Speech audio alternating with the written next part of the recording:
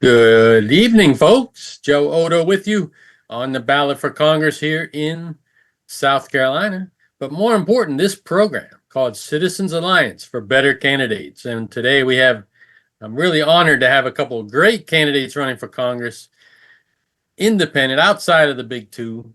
That's our theme for this show. And we do it every week. You can dial us in at bettercandidates.org. Today we are joined by Dave Kennedy in Arlington, Virginia. He's on the ballot against an incumbent who I knew in the car business years ago, and Ron Tupa, who was a former Colorado legislator, spent 14 years there. And so we're really honored to have you guys, both very qualified individuals, and we can all do better than who they have in Congress now, I suspect. So we'll start with Ron. Tell us how this experience has been in relation to how you ran for legislature. Probably a little bigger territory to cover and all of that, right? Sure. Yeah. Well, thanks, Joe. First of all, thank you for having me on. And Dave, it's nice to meet you. I've got family in Virginia, so good luck out there. Colorado used to be a lot like Virginia. We used to be a swing state. Now we're kind of fairly relatively blue. But I remember when you guys were a relatively red state. And so things have certainly changed a lot. But just a very quick background. I'm running for office in state of Colorado. It's Colorado Congressional District 7, which is kind of outside of Denver, west, and then a little bit south. And before I was an independent candidate, I'm actually a uni-party candidate in the state of Colorado. That's one of the minor political parties here. So you have two ways to get on the ballot in the state of Colorado. If you're not a major party candidate, you can either petition on and become a full independent, unaffiliated voter or unaffiliated candidate, or you can affiliate with a minor party. I affiliated with a minor political party called the uni-party. But before that, I was a long time, 30 plus years as a Democrat, left-leaning Democrat. I like to think of a very progressive Democrat. And I was in office for 14 years, as Joe said, in the state legislature, in the state House and Senate. We have term limits in the state of Colorado, so I was termed out of office, and here I am. So, sorry, long introduction, but that's the background. We're the Alliance Party, and that's what I had to do to get on the ballot. Here was just join with those guys. But Dave, you had to go out and get 1,000 signatures, which meant you really had to get 1,500, didn't you? Yes, I started January 2nd, knocking on doors, kept going till the middle of April. And actually it's 1,000 registered voters. I got about a little over 1,200, and that was enough of a cushion. So I qualified for the ballot right around mid-April, running as an independent candidate.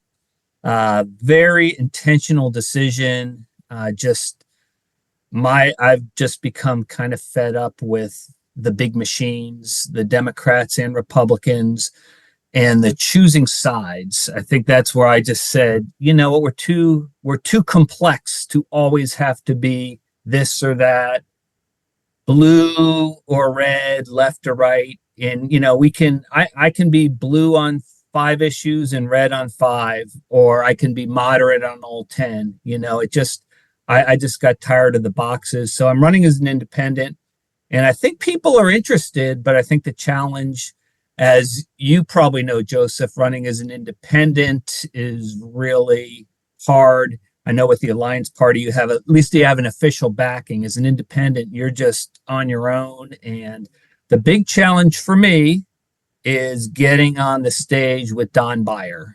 And we had 30 minutes with about 2 weeks ago.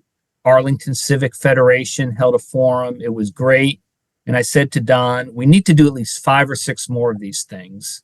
And I talked to his assistant the day after, and his assistant said, no, Don feels like we don't have to do any more of these things. So I think that's just a real, that's not what our democracy should be. Pop out, man. Yeah. So, but I'm still trying. And in fact, we have another independent on the ballot who's also, we're actually kind of tag teaming a very creative approach to another ballot, another debate or forum that would include me, the other independent, whose name is Bentley, and the Republican. And then if Don doesn't want to join, we have this AI robot Don that we might Nice. invite instead. So stay tuned for that. That could be interesting. Yeah, we had to do it with just empty chairs back in the day because I Right. actually ran in the district next to you guys when I lived up there. Tom Davis in '04 was the incumbent, and then I ran against Conley in '08. So that's an interesting territory. And when Moran was your congressman, he debated the candidate we put up, Ron Fisher, like 5 or 6 times each time. They were a lot more proactive then. I guess now they have their marching orders. Less is more, right? And that's sort of what we see in those two parties. Don't you think, Ron? Have you seen the drift towards that since you've been in? Well, in Colorado, we actually have a pretty vigorous minor political party presence, especially with the Libertarians. They're on the ballot almost every single time. Right. And the Greens usually do a pretty good job. They kind of drop the ball this cycle. But so we're a state that has a lot of respect for minor party presence. But going back to your kind of bigger question, and I think maybe, Dave, this is what you're experiencing. I have noticed in particular at the presidential level. So everything kind of starts up here and then trickles down, right? But at the presidential level, the Republicans and the Democrats, they really just only want to debate each other. They always want these races to be, it's either us or them. It's an either or situation, so that, it's, if you don't like us, you hate the other guys even worse than us. So you have to kind of get stuck with us, right? That's what they force people into. And I think people kind of take their cue from that. What happened with Dean Phillips when he was running against Joe Biden in the primary, where the Democrats literally, the Democratic Party literally shut him out of the primary, which is kind of undemocratic, little d undemocratic. I don't even know how that can be legal, but the party did that. And then, they don't want Chase Oliver. They don't want Dr. Jill Stein. They don't want Cornel West. They don't want anybody on the debate stage. All right, to give people other options. And I think, going back again to what David said, this is one of the reasons that I can no longer be a Democrat. I almost would always side with the Democrats over the Republicans if you forced me to choose. But I don't want to choose just between the two parties. I want other options. And I think what the Democrats were doing with Kennedy, what they were doing with Jill Stein, Cornel West, is undemocratic. Like, I don't even recognize the party that I was a member of for so many years. Exactly. And it's going to come back and bite them, because when they kick Jill Stein off the ballot in Nevada, she's going to take that case with probably some help from the Republican money all the way to the Supreme Court. That's going to elevate her profile and elevate how undemocratic they have been acting towards anyone. And that's been something we noticed way back in the aughts when I was running then. They didn't really want to give the independents an inch. I got lucky. Davis, Conley, those guys debated me. They let me in. I kind of lobbied them, but they saw an advantage. Oh yeah, we'll let the third party in.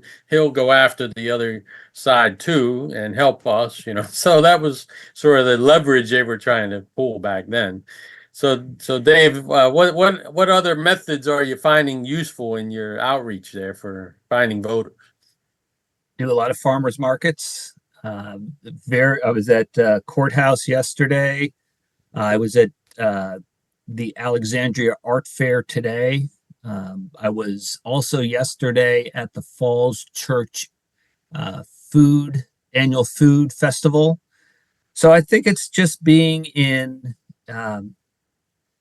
again, and of course, I should have worn it. I have my Dave Kennedy for Congress t-shirt with my website on there, so I consider myself a walking billboard. And you know what, I feel like I get a lot of flyers on telephone poles and in heavy traffic areas. I think as an independent with a really expensive media market, You just have to find creative ways to get your name out there. Well, being in the urban area where you're at, you got good clusters of people that you can connect with. Although there are probably a fair share of tourists, and you have a fair share of immigrants I know that don't vote.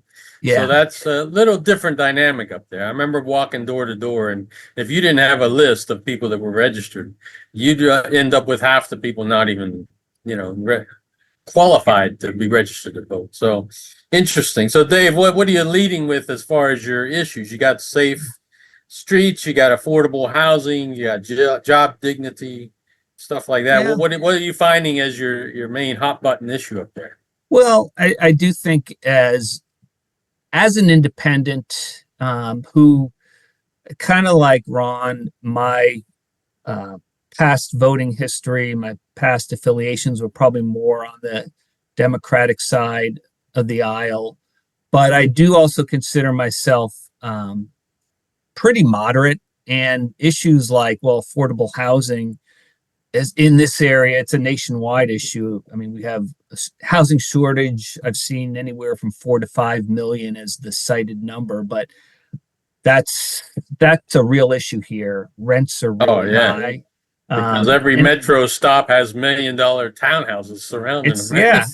And I think leading with affordable housing is talking to where folks are. I mean, it does affect everyone at some level, even those who are, fortunate enough to own a home in this area. Right now, they're kind of, even if they're looking to move, they're kind of stuck because right now with the interest rates, you're going to stay locked into your current mortgage. So housing is a real issue. I think the safe streets issue also has resonated. And I've coupled safe streets with youth opportunities. Safe streets, to me, and I think to a lot of people, is not about just lock them up. I think safe streets is recognizing that crime is an issue, and usually it's young kids, to be honest, that are perpetrators. And so I tie safe streets to youth opportunities and just, finding ways to get our kids to move into a different space. Moving into a different space then also ties into issues around poverty and social justice. So I do speak to those issues as well. Outstanding. Thanks for doing that. And so, Ron, we'll bring it back over there with the Medicare and no corporate money and a ceasefire in Gaza. Those are some of the hot issues you had on your website. How do you see the issues being resonating with the voters? Well, let me kind of go back to what Dave had just said. No matter what issue we put out there, whether it's going to be Medicare for all, political reform, foreign policy, you mentioned Gaza because it's on my website, but there's other stuff that I talk about. I don't think, you guys are both running as independents. Come on, correct me if I'm wrong. I don't think the difference on issues is what people are going to vote on. They never do. It's not. They're not going to vote for us over a Democrat or Republican because they think that this can be enacted in the next legislative session in Congress. I think that the way that we're going to get votes and the way that I will try to convince people to get votes when I'm in front of people, that's very different than what you put on a website, is does voting for an independent candidate or a minor political party candidate, does it make a difference? Will it make a difference at all in policy, on your quality of life in what the legislation passes in Washington? And I'm going to keep drilling that point home to the voters. Like, if you're happy with what's happening in this country, do not vote for me. Don't even consider voting for me. So if there's a Democrat in an audience that's going to stay blue, they're going to be with the Democrats no matter what, nothing I'm going to say is going to convince them to vote for me. And the same with the Republicans. But in my district, in my state, half of the state of Colorado is unaffiliated. They're not a Democrat or Republican. And they're not one of those two because there's a reason for that. Those parties are not representing them well enough that they would affiliate. And I know this as a Democrat for 30 years. People have left my party as people have left the Republican Party over Donald Trump and the policies on the right are becoming more extreme. The Democratic policies are getting a little bit more towards corporate interests and special interests, and people like me don't feel comfortable anymore. I don't feel represented well by what happens in Washington. I mean, income inequality is a big issue for me. The cost of healthcare is a big issue for me. The fact that we're spending $1 trillion on defense, where that money could be spent on housing, on education, on social programs, all of this stuff, it is never going to change with the two parties in control, ever. It's not going to change. So my message, whether it resonates with people or not, is going to be this. If you want more of the same, I'm not the right vote. You know, the little differences in policies that Dave and Joe and Ron can talk about will never become enacted. But if you feel that the direction we're going as a country isn't the right direction, then I want you to try to do something different by voting in people that will do something different, and just take a leap of faith that it could be different if you put an independent in there. So let's assume us three get elected to office, just us three, okay? If the Democrats and the Republicans split and then there's us three, and that's the difference, think of the influence that the three of us would wield over legislation. We would have a fulcrum caucus. I mean, if I had enough money, that's the entire message that I would be drilling home to everyone in every mailing, in every piece that goes out there. You have to take a leap of faith and think it can be different. And until one of us get elected, a truly independent a senator or congressman, nothing is going to change in Washington. So exactly, yeah. That's the message I'm going to keep championing. It's that message that you've got to take a leap of faith, or nothing will ever change. You know, Good Ron, point. And I kind of lead with that too. I kind of ask folks, well, do you think the two-party system is working for you? So if not, quit wasting your vote on them. Don't waste your vote again on either an R or a D, because at least you can plan for the future. Make it a chess move for the future. You've cast a vote outside of those parties, they will pay attention and realize, how come we didn't earn that? Right, Dave? well, I think that's the point. I mean, it comes back to what we talked about at the beginning. If there's opportunities for the candidates to be in public forums and debates, then the people see their choices. The challenge, though, is the day you're filling out your ballot, if you really haven't seen the candidates, you haven't had the exposure to them, and then you're looking at Democrat, Republican, Independent, there's no guarantee an independent, because he or she as an independent is going to match, what you're interested in. So if you haven't really seen him or her in other forums, you're probably going to just do the default. Well, I usually vote for the Republican candidate, so I'm going to vote for the Republican. I usually vote for the Democrat candidate, so I'm going to vote for the Democrat.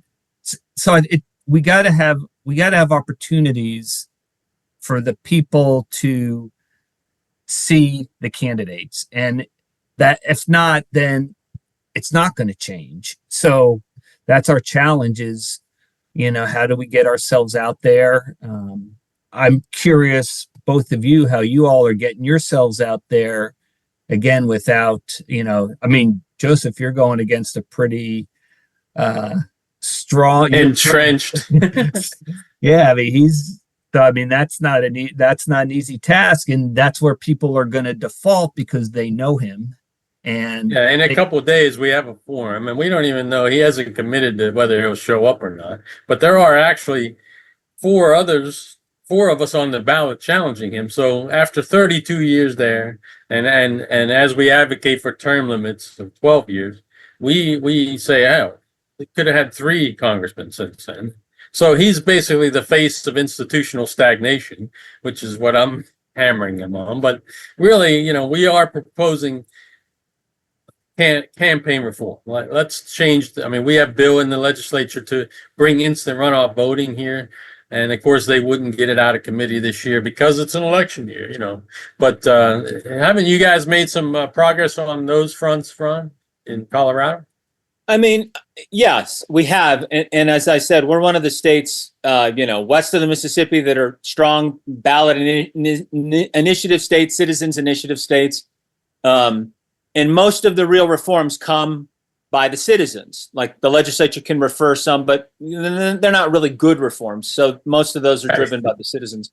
So we do have ranked choice voting on the ballot, like, for example, this fall. But that's great. But going but that's not going to solve the problem. Like, so again, I've been doing this since 1990. Okay. So I was a little kid. I remember when Ross Perot was running, he got 19% of the vote across the country. He got 23% in Colorado. I want you to think about that. That's huge, man. One out of almost every 4 voters in the state of Colorado voted for this guy. And it's because, going back to what you both have said, he got a lot of exposure. So he earned that legitimacy by the public. So my strategy has been to try to get a coalition of people behind an independent movement. My candidacy, your candidacy in South Carolina, Dave's candidacy in Virginia, whatever it is, until we get a group or an organization or a backing from anybody that is committed to changing the 2-party system and the duopoly that exists, until someone is committed to doing this, all of our best ideas and our sweat equity and the 24/7 that we're going to put into this, we're going to get this much in advance. But if you gave me $100,000, if I inherited or won a lottery, I could get, 20% of the vote or 25% of the vote, because you would get your name out there often enough that the public can seize that legitimacy. So I just am going to keep telling people, we're debating the little tiny issues on differences in policies. That's not going to be the big change. The big change is going to be people getting behind the idea that we need to change the 2-party stranglehold, and that's going to have to come with support. It's like going into a fight. If we're going into a fight with one hand tied behind our back and the other guy's got his 2 hands, it's going to be difficult for us to win that fight. We just need a fair fight, and it's going to take some funding to get that. So it's a chicken or egg issue for us here. What's going to come first? One of us breaking through with no money, or money to help us break through? It's interesting because Congressman Joe Walsh, who I think is from your state, he's been making the rounds, former Republican, but he can't stand their nominee. So he says, look, we gotta, those of you who want to run outside of these 2 parties, we'll see some help down the road. He says some billionaires are going to underwrite us, and you see a little bit of that with No Labels and the Good Party activity and Andrew Yang's activity. Stuff like that is starting to happen on the peripheral. So maybe there is hope that, and that's why I keep doing this, because I just want to recruit more. We can't just leave it to them, right? Dave, what do you think? Yeah, and it's going to be, I like how you kind of lay it out. It's either going to be this, I use the term lightning in a bottle a lot. I just need that lightning in the bottle moment where somehow I am, a spotlight shines on me in a situation. I show up on the 11 o'clock news and, right. And then, then people are going to know me, and then I'm going to, but I don't know how to manufacture that lightning in a bottle scenario. So, and then like you said, Ron, if I had a war chest, maybe I could buy airtime on the 11 o'clock news, but that's not going to happen either. So how do we, where's the breakthrough moment? I don't have an answer for that, but I do think I think it's kind of cool that the 3 of us and many others are, really banging this drum. When I got in, again, my thing was more about just the great divide in the country. That was where I was coming from. And the more I've spoke to people and just kind of, fine-tuned where I think the messaging is, it really has come back to democracy. And if we're going to, if any party is going to talk about democracy, you got to be consistent. And being consistent means at local elections and supporting democracy at local elections. And 60 out of 435 seats in the House, they say are competitive. So we're talking 370 plus that are not. That sounds high. Yeah, that sounds really high. Yeah. Well, in my state, we have 8 Congress people. one of those Uncompetitive. is competitive. Maybe they've already decided in the primaries, and now it's not competitive going into the general, probably. Yeah, there's not that many.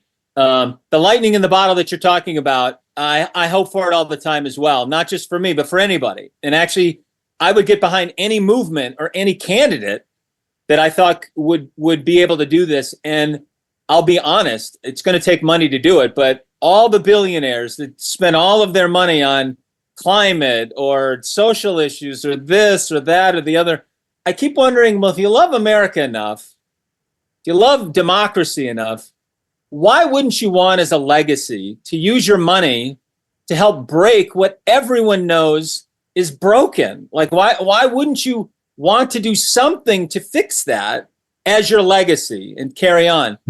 And I'm frankly, guys, I'm surprised we haven't seen that already. I mean, the billionaires and the millionaires get behind the two parties and they get behind those candidates. But I mean, has anybody gotten behind any kind of a third party movement in the last 30 years past Ross Perot? That's a good money. Good point. And even though Kennedy came close this year, if he wasn't such a sellout, that way it might have worked. But when you see people like Represent Us putting some of that Hollywood money behind some of these campaign reform issues, that's giving us hope. I mean, that is helping at the peripheral, where if we can get more ranked choice voting spread out around the country, we'll get people that are better qualified, less negative. That's the long-term goal, I think. And you guys are both right on Nader wrote a book once that said only the billionaires can save us, right? So we got a minute left for each of you. So give me the last minute, Dave. What's on your mind? Last thing. Well, I think for me, it's just been an incredible. I started thinking about this actually well over a year ago. And like I said at the beginning, I started pounding the pavement January 2nd. And now we're down to 7 weeks. And absent the lightning in the bottle moment, I'm going to miss this. I mean, it's become kind of my DNA. And I do, I walk up to people and introduce myself, and everybody is kind. Some people just are in their kindness say, well, I just don't want to talk now. That's fine. But people, you know what? I think it's to our point. I mean, I think people want to, they're interested in change. They're interested in independent grassroots candidates. And that's been my witness since I've been pounding the pavement. And I think these last 7 weeks are going to be, I'm looking forward to it. There are venues that I'll participate in. Again, I hope the incumbent Don Beyer participates. I'm not sure if he will, but I'll be out there, and people are hungry for it. And when we're out there doing it, I think that's great, and I'm looking forward to it. Yeah, I second that, Dave. It is really cool to interact with the voters and hear what's on their mind. All right, Ron, you got the last minute, brother. Oh, I don't even need that. I'll just say that change is important in politics, and I agree with both of what you're saying. The public is hungry for it. They want it. I think they appreciate the fact that we're out there trying. Yeah. But I would say that if anybody wants to really make a difference and not just say, well, I'd love it if things changed. Sure, we all would. But if you really want to make a difference, get involved with someone's campaign. Get involved with one of the three gentlemen that are on your screen. My name is Ron Tupa, rontupaforcongress.com. I'm easy to find, and we'll plug you in. But all of us could use your support financially or otherwise. And that's what it's going to take to change the system. It's not just good intentions. We're full of good intentions. We need the political backing and the financial backing to help us bring that to a reality, to make that happen. So I appreciate the forum and the time, and reaching out to people that will see this and hope that they'll become involved. But thank you, gentlemen, for running. Exactly. Can I add my Dave Kennedy? Yeah, I was going to ask you. Go ahead, Dave. Dave Kennedy, 2024.com. Yeah, and let me just finish with this. When I formed the Independent Greens, I co-founded it in 2003. in Virginia. And our website was votejoinrun.us, because that's exactly what we need people to do. Not just vote, and once every 4 years, some people, right? But also join an activist group or a community activity of some kind. Get involved. And then if you really want to take the leap, we'll help you. Those of us who do this are leading by example. So if you want to run for office or even stand for office, not even run, but be on the ballot, still make some noise, the media will ask you, what's your issue, at least, you know? So it's worth doing, whether you want to run or stand, right? Don't you guys agree? Yes, totally. Yes, sir. Yep. Exactly. Great. Thanks for giving their websites. Mine is bettercandidates.org. This concludes our Citizens Alliance for Better Candidates show for this week. Join us next week. We're trying to get a couple folks from, I may have somebody from Braver Angels join me. Thanks again for tuning in. Thanks, you guys. Good Thank night. you. Yep.